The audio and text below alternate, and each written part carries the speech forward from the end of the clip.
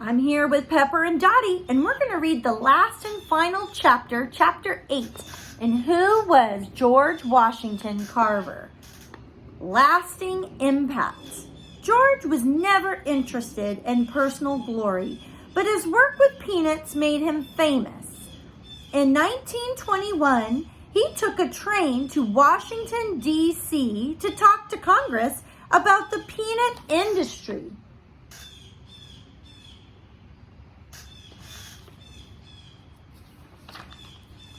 George was supposed to give a 10-minute talk, but when his 10 minutes were up, the politicians gave him another 10 minutes.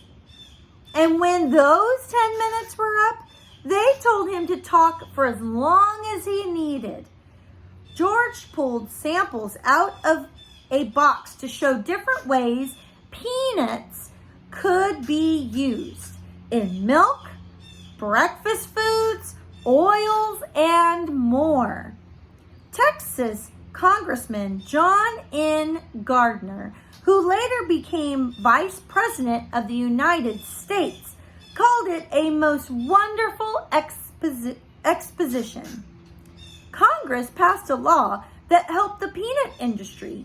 After that, George wrote newspaper and magazine articles about the peanut industry, and he advised companies that produced peanuts. He also continued working at Tuskegee.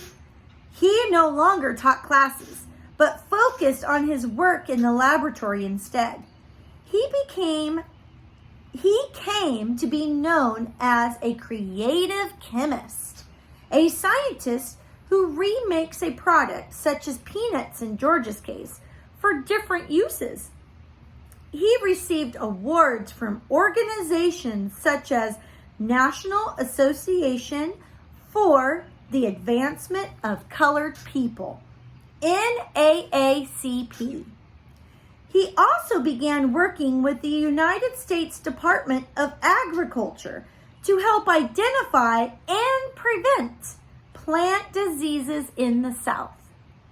Though he discovered hundreds of non-food uses for the peanut and many for the sweet potato, none of George's products were sold to the public. George's goal was never to get rich, though he rarely spent the money he did make unless it was to help a former student who needed a loan. He was known for wearing the same old clothes day after day. Even after he began receiving awards and honors for his work, George wanted to find ways to help people. He still taught his weekly Bible study class, and he always was willing to help any student in need. He was like a second father to many of them and offered sound words of advice.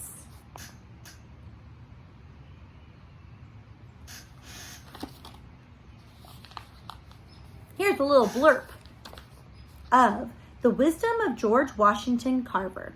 How far you go in life depends on your being tender with the young, compassionate with aged, sympathetic with the striving, and tolerant of the weak and strong. Because someday in your life, you will have been all of these. When you can do the common things of life in an uncommon way, you will command the attention of the world. Start where you are with what you have. Make something of it and never be satisfied. Education is the key to unlock the garden door of freedom. Reading about nature is fine, but if a person walks in the woods and listens carefully, he can learn more than what is in books. 99% of the failures come from people who have the habit of making excuses. Wisdom from George Washington Carver. And remember, George Washington Carver basically created his name. I think that's such a cool fact of him. And what an inspiration to all of us. All right, back to the story. In 1937, to celebrate George's 40 years at the Tuskegee Institute, the school unveiled a bronze bust of him on campus.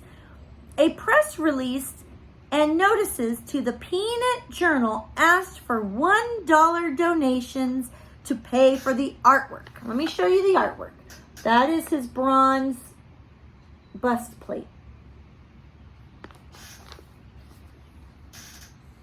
People, both black and white, who admired George sent in their donations from all over the country. 2 years later, the George Washington Carver Museum opened in Tuskegee. It included parts of George's original homemade laboratory, samples of the peanut products he created, educational exhibits, and much more. Dozens of George's paintings hung on the walls. In 1940, George donated his entire life savings, about $60,000, to start the George Washington Carver Foundation at the Tuskegee Institute for Agricultural Research. He wanted others to continue his work at Tuskegee even after he was gone. In later years, George's health began to fail him, but he didn't stop working. In December 1942, he hurt himself when he fell down some stairs at the museum. He never fully recovered, and he died in January 1943. It was believed he was 78 years old. Remember, he didn't have a birth certificate, so they had to guess on his age. He was buried next to his friend, Booker T. Washington, on the Tuskegee campus. 5 years after George's death, he became only the second Black American to be depicted on a postage stamp. Booker T. Washington had been the first. In 1953, in Diamond Grove, Missouri, he became the first Black American to have a national monument dedicated to him. Hundreds of schools across the United States are now named for this great scientist. And there's a picture of his stamp. And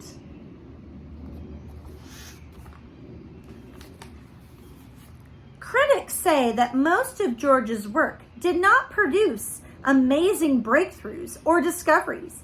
Instead, he found practical ways for science to make people's lives better.